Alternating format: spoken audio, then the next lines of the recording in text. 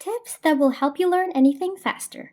There's no question that we live in a fast paced world. Whether it's keeping up with the latest trends or being able to quickly adapt to new technologies, the ability to learn new things quickly has become a valuable skill set.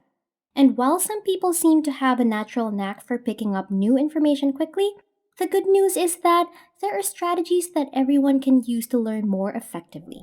Number one, take time to prepare. Alexander Graham Bell once said that, before anything else, preparation is the key to success. Without proper preparation, even the most skilled individual will likely fail. This is because learning how to do something requires more than just rote memorization. It also requires understanding the principles behind the task at hand. For example, a doctor cannot simply memorize the symptoms of a disease. They must also understand how the body works and how diseases develop. By taking the time to learn these underlying principles, they are better prepared to take action when faced with a medical emergency. The same is true in all walks of life. Those who take the time to prepare themselves for the challenges they face are more likely to find success than those who do not. Number two, use different techniques to optimize your focus. According to a recent study, the average person's attention span is shorter than that of a goldfish. With the constant demands of work, family, and social media, it's no wonder that so many of us struggle to focus. But there are some simple strategies that can help. One of the most effective ways to improve your focus is to take regular breaks.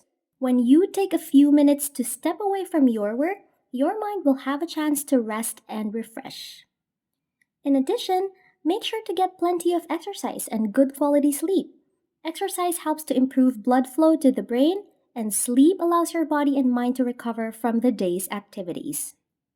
Finally, create a focused environment for yourself. This might mean decluttering your workspace or working in a quiet room with limited distractions. By making some small changes, you can dramatically improve your focus and boost your productivity. Number three, figure out which parts of your game need improvement, then use drills to improve them. You cannot be successful in anything you do if you do not know your weaknesses. If you haven't figured out your weaknesses, now is the time to do so. You need to know your weak points so that you can work on improving them. There are many ways to figure out where you are lacking. One way is to ask people who know you well what they think your weaknesses are. Another way is to take a personality test or a strengths and weaknesses test. Once you know your problems, you can start working on improving them. One way to improve is to get help from somebody who is good at that particular thing. For example, if you are weak in math, you can get help from a tutor or a friend who is good at math. Another way to improve your weaknesses is to practice. The more you practice, the better you will become. Just remember that it takes time and effort to improve these things. Don't give up, even if you do not see results right away. Keep working at it and eventually you'll see improvement. Remember, we can't just always do the easy stuff we're familiar with. If something is too easy, we won't learn anything. And so, if we want to learn quickly, we need to focus on our weaknesses and improve them. Number four, find opportunities to get immersed in learning. There are many opportunities to get immersed in learning if you know where to look. Libraries are excellent places to start, as they typically have a wide variety of resources available. You can also look for online courses or meetups related to your interests. Additionally, there are often opportunities to get involved in research projects through universities or other organizations. These experiences can be extremely valuable as they provide opportunities to gain hands on experience in your field of interest. Immersing yourself in learning opportunities is a great way to gain new knowledge and skills. Number five, look for criticism or feedback as often and as quickly as possible. Critics can be incredibly useful, whether we're talking about learning from a bad review or hearing constructive feedback from a friend. Too often, people shy away from criticism, but if we learn to embrace it, we can use it to our advantage. After all, learning from our mistakes is one of the best ways to improve. By seeking out criticism, We can identify areas where we need to make changes and then take steps to correct them. In some cases, hearing criticism can be difficult, but it's important to remember that it's not personal.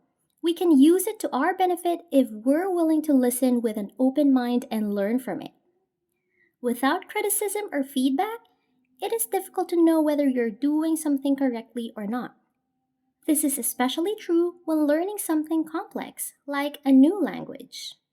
The best way to learn is by seeking out opportunities to practice with experts and being open to corrections and constructive criticism, even if it means making some mistakes along the way. With the right approach, getting frequent feedback can be an effective way to accelerate your learning and make rapid progress. Number 6. Tests. How do we learn? We often think that we need to cram information into our brains in order to learn it. Sit down and study hard and the knowledge will stick. But this method rarely works in the long term. If we want to really remember something, we need to test ourselves on it regularly.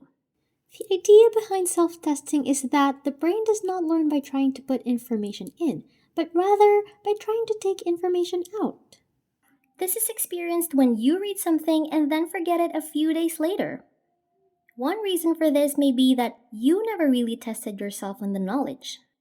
However, the word test has many negative connotations, such as with school when we get graded. If thinking of testing yourself is shifted to be seen as a strategy for learning, it becomes much simpler. One of the most effective ways is to create practice questions. Identify key concepts and make up questions that would require you to recall and apply that information.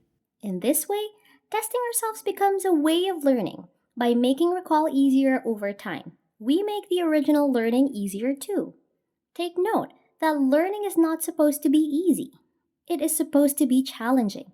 And if it's tough, then it means you are stretching yourself and getting the most gains possible. Number 7. The concept of overlearning. Learning is a process that occurs when we acquire new information or skills. Overlearning, on the other hand, is the process of learning material beyond the point of initial mastery.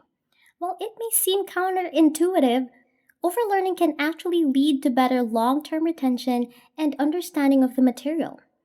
One reason for this is that overlearning provides additional opportunities for retrieval practice. Retrieval practice is a proven learning strategy that involves retrieving information from memory.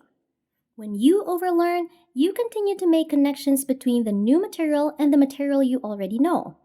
These connections exercise your memory muscles and make it easier to recall the information when you need it. In addition, overlearning can also help to deepen your understanding of the material by providing a chance to explore it in more depth. Number 8. Try to chunk information into manageable pieces. Learning can be a difficult and time consuming process. One great tip is to chunk information into manageable pieces. For example, if you're trying to learn a new language, break the task down into smaller parts such as learning the alphabet, then basic vocabulary, then grammar, and so on. Once you've mastered one chunk, you can move on to the next.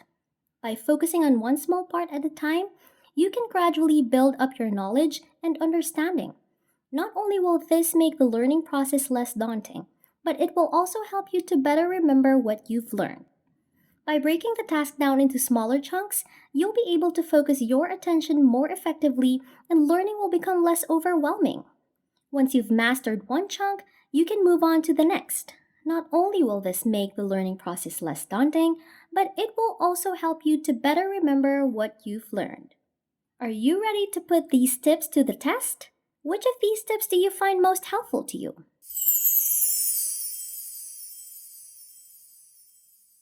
As always, we want to thank you for staying with us to the end by giving you a little extra. Teach what you are trying to learn. Learning should be a lifelong process, and there are many ways to go about it. Some people prefer to read books or attend classes, while others prefer to learn through hands-on experience. However, one of the most effective ways to learn is to teach what you are trying to learn. When you teach someone else, you are forced to articulate your own understanding of the material. This process can help you identify any gaps in your knowledge and fill them in. Additionally, teaching others can help you to better remember what you've learned. Additionally, teaching others can help you to develop a deeper understanding of the material. After all, if you can explain it clearly enough for someone else to understand, then you must really know it well yourself. So next time you find yourself struggling to learn something new, try teaching it to someone else. You may be surprised at how much easier it becomes. That's it for today's video. See you next time at Lux Stiva.